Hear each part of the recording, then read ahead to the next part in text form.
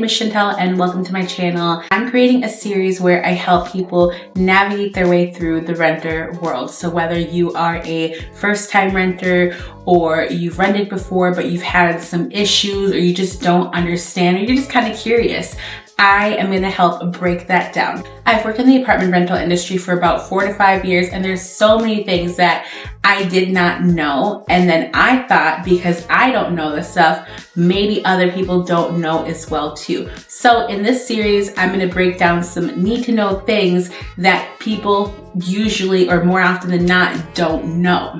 Unless they have to experience it and then they know. So let's go ahead and get started. And by the way, if you really like this topic or you're super curious and you want to learn more, go ahead and subscribe and I will add more videos to this series. This video is going to be about red flags that you should be looking out as a potential renter.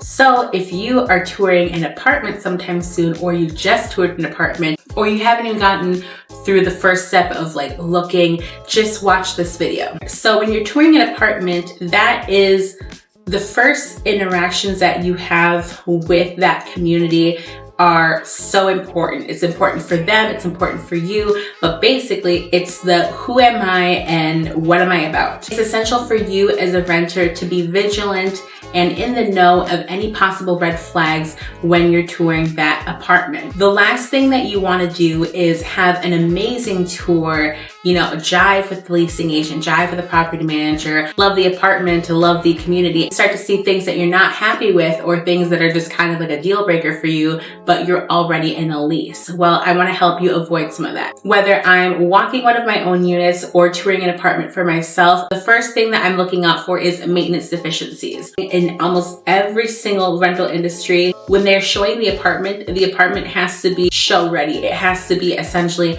renter ready. You just want to take a look at things that are distasteful in your eyes. So if you see any spots on the ceiling, take a look at the sinks, take a look at the bathtub, the kitchen sink, the bathroom sink. If you run the water and it starts to bubble up and the water starts to pool, there is a clog in that pipe. So it needs to get taken care of before you move in. The light switches work, the AC works, all the different things. You can talk about all these things on the day of the tour. Just say that you intend to apply and just kind of have your docket of things that you want fixed before you move in, and then just bring it to management's attention so that they can fix it. A lot of people also like to check the water pressure. I think it's also some people are texture sensitive, have either sensitivities or hard water or water pressure or anything like that. I've had a lot of people run the shower, run the sink, run the kitchen sink to see if the pressure is adequate for them. Another thing, if it has low water pressure, it could be an indicator of plumbing that needs to get fixed, but that's not always the case. It's never in the interest for the rental company to show you an apartment that needs some work or that they're fixing, because they don't want you to see it and then not like it and then not apply. There are plenty of times where maybe something is not perfect and they will show you the unit anyways because it mostly looks good, and they'll either hope that you don't see it or they have it on the list for maintenance to take care of. More times than not, leasing agents are just focused on renting the apartment. They might not have the knowledge or background as to how the apartment works. It's usually not within the skill set of the leasing agent to know that stuff. Don't be mad at the leasing agent, please, because they probably just don't know.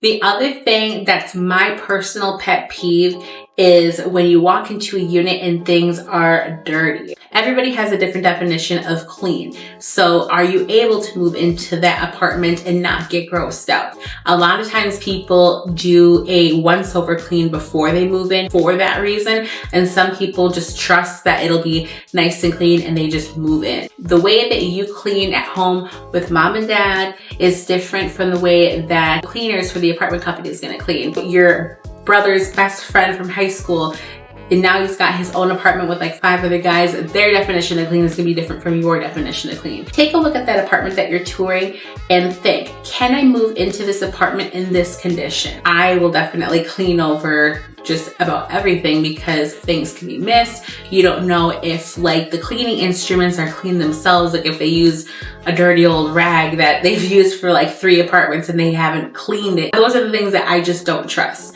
So I will do a once over clean. Like I said before, a lot of the times when you are touring an apartment, that apartment should be in moving condition. If you're touring an apartment that you're gonna move into like 3, 4, 5 months from now, which happens a lot, I'm gonna make another video for pre-leasing apartments. So if you have any questions on that, leave a comment on some of the questions that you wanna see answered in that video and I will get them answered. If you tour the apartment and you say, hey, this stuff is not clean, I'm really interested in moving in, but I have concerns about the clog in the sink, walls being dirty, about the leftover food. Is there anything that we can do to get this fixed before I move in?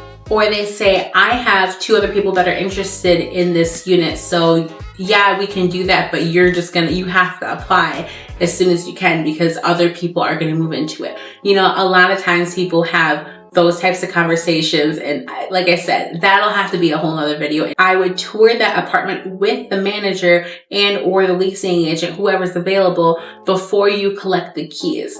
The most important thing that you have to understand is once you have the apartment keys in your possession and you sign the lease, you are now responsible for that unit. If you tour the unit, you sign the lease, and things are not on the up and up, you get red flags all over the place, do not accept those keys. Don't accept the keys because if you accept it, it's in your possession and now it's your problem to deal with for the next 12 or so months. The other thing to look out for as well is pests. Pests.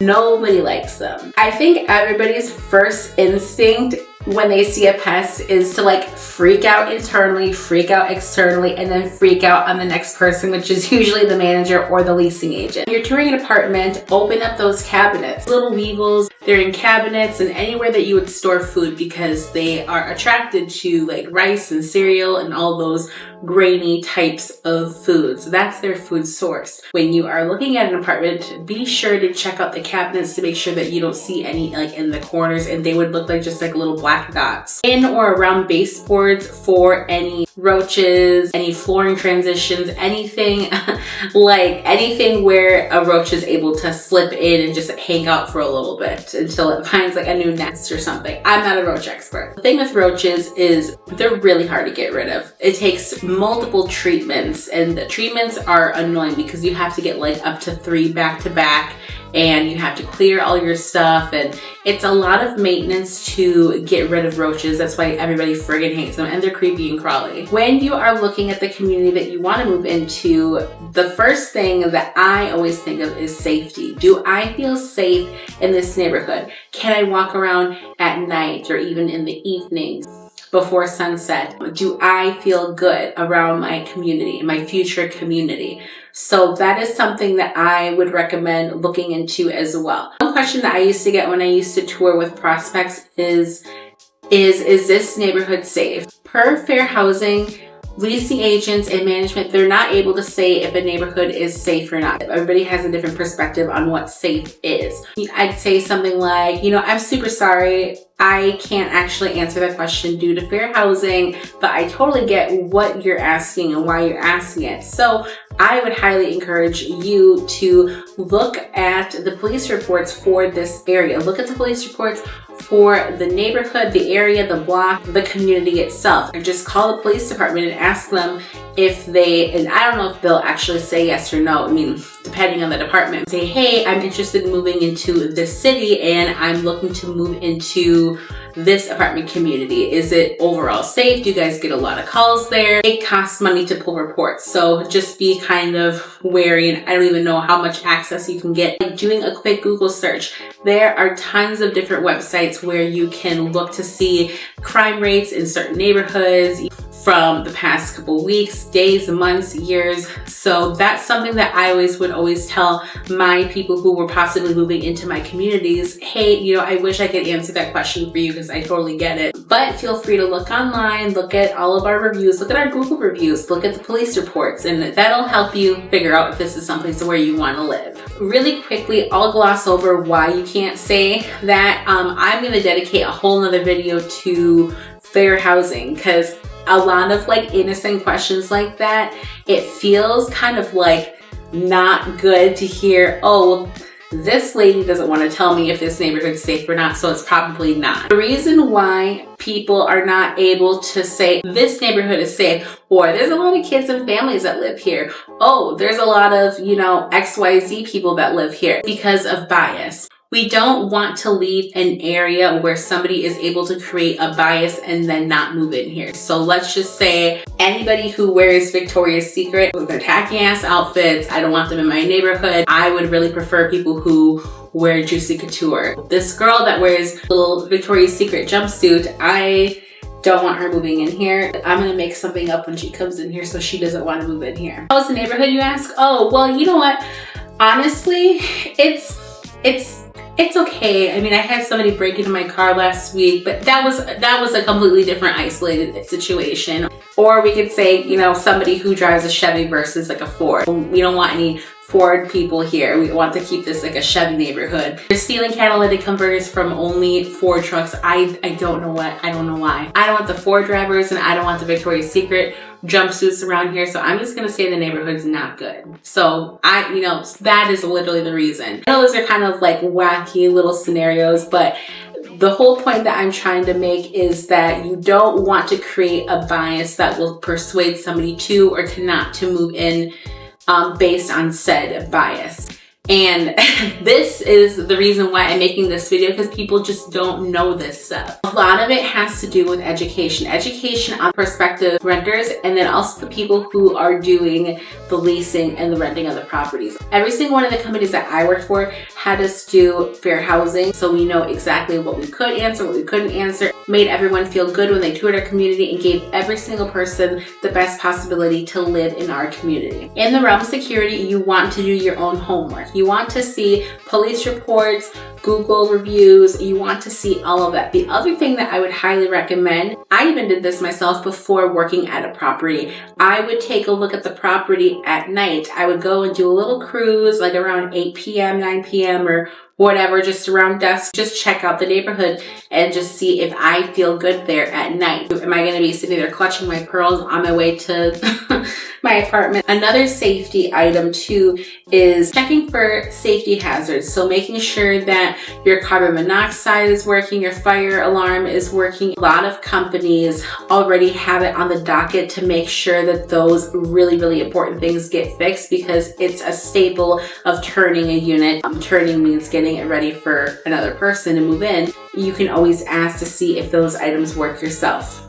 You don't have to, but you can. Another thing to ask is ask about parking. What are the parking lot rules? Do you need a parking pass? Where are your guests gonna park? Are they gonna park 3 blocks on the public street, or is there a designated area? Where are they going to park without getting towed and that's not super inconvenient? The last thing you want to happen is that you move in and then your uncle, who's carrying all your boxes, forgot his cell phone in his car 3 buildings away, and then they have to run back and forth, and it's a whole thing. Ask those questions right away. You have to have good tabs. You have to have a working vehicle, that type of thing. I can get into the reason why we ask that, because some people think, you know, in this day and age, people don't have the money to get those things fixed. That's always a negotiation, a conversation. Just talk to your manager. I am a firm believer that having a nice, clean parking lot, so not having any junk vehicles, any flat tires, when people come from other communities to find neighborhoods where they can do trouble, they will often pick the communities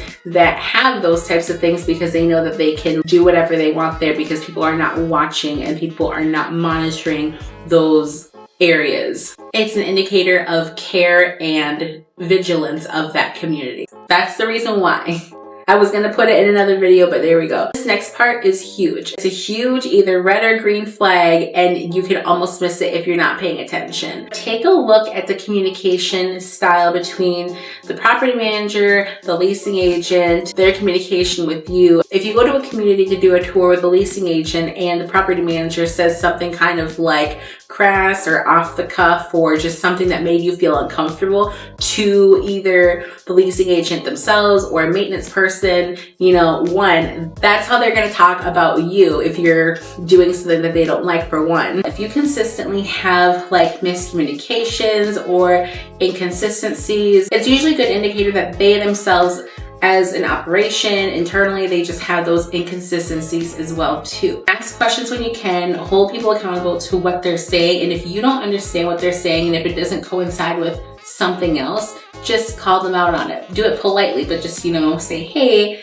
didn't you say XYZ? And then use that information to your own benefit, or use it to figure out if you're actually going to move in. This has to do a little bit with intuition as well, is look out for those pushy people who just want to get you in that unit. They want you to sign the lease. If they're telling you this is our last unit, we don't have that many more, go on their website and just double check and look at the move-in dates. It's just to be sure as well too. Last thing that you want to do is take an apartment tour where you kind of love the apartment, but the person who's giving you the tour loves it enough for you to move in, and they just pressure you and pressure you and pressure you to signing the lease. Take a look at all of your options. There are cases where, let's just say 3 other people were looking at the unit and you are the last tour of the day and 2 other people are touring, or you're the first tour of the day and you've got like 6 other people who are also going to tour. Sometimes leasing agents will say that either A, because it's true, or B, because they want you to sign that lease. Look at their demeanor, look at the way they talk to you and how they explain things, and look at how things appear to resonate with them as well too. They could just be putting the pressure on you just to sign the lease. And this is my whole thing. This will go hand in hand with if you're getting rushed to sign a lease or if you're indecisive on all the apartment tours that you've been on. Yes, it is daunting. It's a daunting decision after you looked at like 6 apartments and you kind of like all of them, but only one of them you really, really like, but it's really expensive. This is what I'm going to say about that.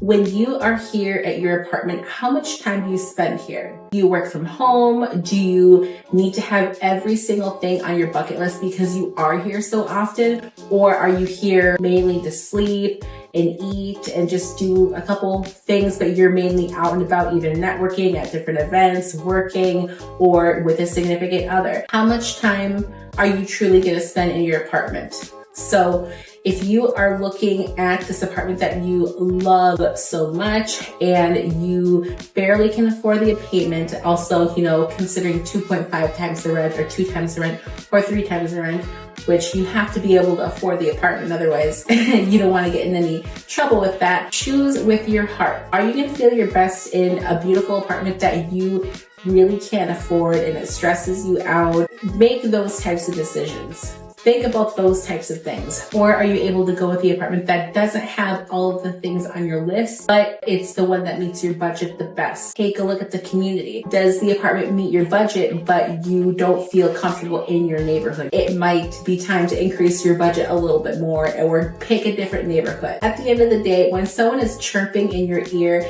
pressuring you to sign a lease, that's not a good sign. The person who's showing you the apartment can't want that apartment more for you than you, okay? It does not make any sense. So at the end of the day, use your own discretion, use your personal preferences, use your intuition. So that is what I have for this video. Like I said, this is a series and I'm going to be making more videos on this topic in particular. On this channel, I might throw other things in there as well too, like whether it's fashion or did you know type of stuff. That's all that I have for today. So if you like this video and you want to learn more about the ins and outs of the apartment industry, go ahead and subscribe for this video and we will see you at the next one.